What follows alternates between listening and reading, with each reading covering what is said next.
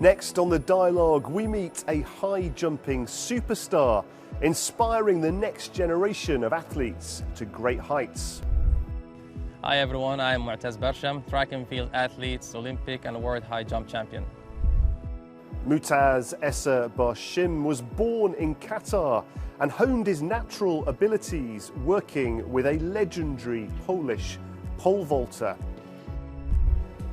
His years of hard work were rewarded with World Championship and Olympic glory.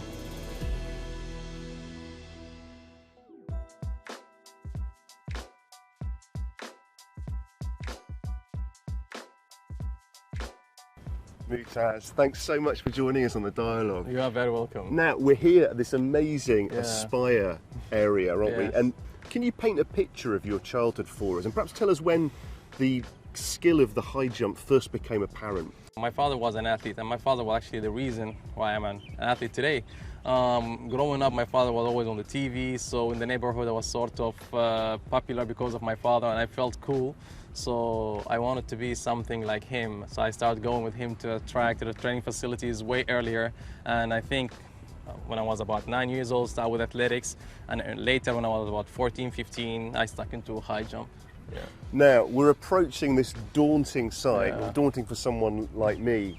When you look at the technique, it looks graceful, but also very, very difficult. Yeah. What does it take for a human being to jump almost 2.5 meters? Yeah, well, the thing with high jump, it's like a puzzle. There's so much element that goes into it, you know. You need to be fast, but fast enough, not too fast, not, you know, too slow. You need to be flexible, but to a certain level. You need to have strength, you know, you need to be, you know, have like a hard muscles, but of course can't go to the gym and start pumping, then you will be stiff.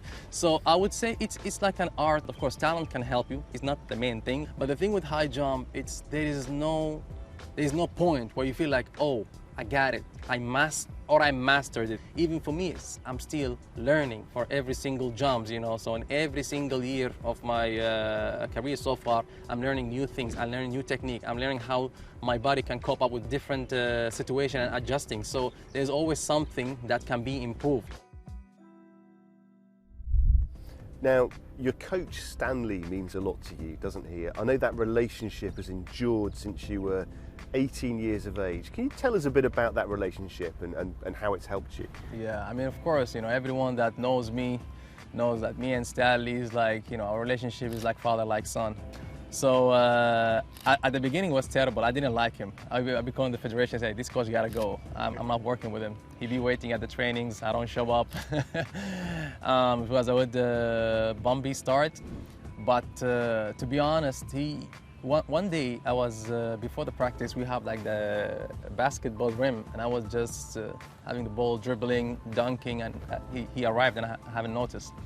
So he watched me dunking, and then he just walked right to me and he said, listen, I've been around this profession all my life.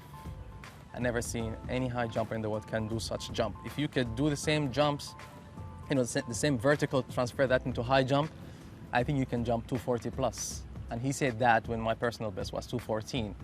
At that time, I don't know how to put that in perspective for you. It's almost someone take you from playing football in the neighborhood to you're gonna be the top scorer at the World Championship. So you'd be like, really? But he was not joking, he was serious about it. So he kept talking to me every single day, trust me. You're like the, you know, the rough diamond. We need to shape you. You have something very special, and I know it. Trust me. Just work with me. Do whatever I want, and follow up. So, talking to me constantly. After like a week or 10 days, I said, you know what? I will do whatever you ask me to do. Because he asked me for one training camp. We went to that training camp, and from 2 meters and 14, I jumped 225. Which is a crazy huge leap. That was a national record. I won the Asian indoor for seniors, and I was just a junior qualified for the world. I mean, I was the best in the world for my age, which is the junior level. And from there, you know, we have, you know, I gained his trust, and we become inseparable. So the rest is history. Incredible success, obviously, but it must have been difficult times too throughout your career. As you kind of reflect back on the highs and the lows, what are you most proud of? Through my case, I had a lot of highs and lows, like having so many bad injuries, like definitely one of them was the worst. in 2018 when I tore my ACL, like twisted my ankles and broke both ligaments. It was really terrible that it was like 90% that I will not be able to jump again. So, and that was definitely a very low point of my career, not only physically, also mentally. You know, you're not really prepared until some bad like that happened. At one moment you are the best in the world, you're winning, you're making records. A few seconds later you're on a cast, you know, they roll you up on a surgery room, you come back and, you know, all of hand of gods, you don't know what's next.